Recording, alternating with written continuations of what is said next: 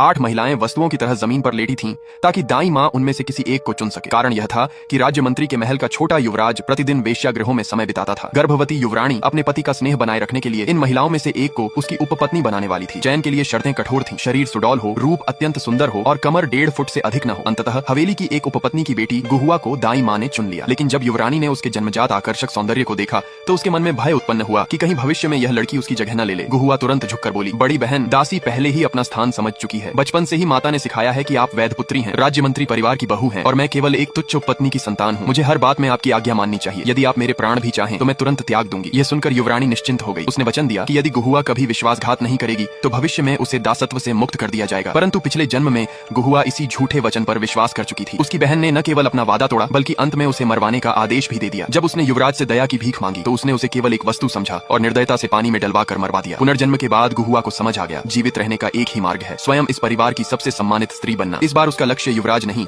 बल्कि स्वयं राज्य मंत्री था। वह न केवल दोनों को अपने पैरों तले कुचलना चाहती थी बल्कि उनकी माँ के समान उच्च स्थान प्राप्त करना चाहती थी। एक रात मंत्री के मदिरा पान कर लौटने पर उसने जानबूझकर उनके निकट जाकर अपने वस्त्रों पर सुगंधित मादक चूर्ण लगा लिया। नियंत्रण खो चुके मंत्री उसे अपनी बाहों में उठाकर कक्ष में ले गए। अगली सुबह वह बिना पहचान बताए चुपचाप चली गई। वह जानती थी कि मंत्री युद्धवीर हैं और अत्यंत कठोर स्वभाव के हैं। यदि उन्हें पता चल जाता कि वही स्त्री उनके पुत्र की उपपत्नी बनने वाली है तो उसका जीवन संकट में पड़ जाता। कमरे में केवल रक्त का निशान और तकिए के पास छोड़ी गई एक बालियां रह गई। मंत्री को समझ आ गया कि पिछली रात वास्तविक थी। उन्होंने तुरंत उस बाली को प्रबंधक को देकर उस स्त्री को खोजने का आदेश दिया। उधर कामुक युवराज पहले ही गुहुआ के कक्ष में पहुंच चुका था और दिन दहाड़े उसे अपना बनाने की कोशिश कर रहा था। उसी समय मंत्री आंगन से गुजरे और उन्हें वही परिचित सुगंध महसूस हुई। बाली से मिलती हुई खुशबू उन्हें सीधे उसी कक्ष तक ले आई। अंदर उन्होंने अस्त व्यस्त वस्त्रों में खड़ी गुहुआ को देखा। गुहुआ ने जानबूझकर उन्हें पहचानने से इनकार किया और उन्हें पिछली रात का अज्ञात व्यक्ति समझ लिया। मंत्री ने अपनी पहचान बताई। वह तुरंत भयभीत और असहाय बनने का अभिनय करते हुए बोली कि पिछली रात की घटना को भूल जाने दे। मंत्री ने पहले सोचा कि वह चाल चल रही है, इसलिए चेतावनी दी कि जब वह पहले ही युवराज की उपपत्नी चुनी जा चुकी है तो किसी और आशा न रखे। लेकिन तभी गुहुआ लड़खड़ाकर उनके सीने से टकरा गई और उसके कंधे पर पड़े घाव दिखाई दे गए। मंत्री समझ गए कि वे निशान पिछली रात उन्हीं के कारण बने थे। उनके मन में अपराध बोध उत्पन्न हुआ। उन्होंने वचन दिया कि 3 दिन बाद होने वाले पारिवारिक भोज में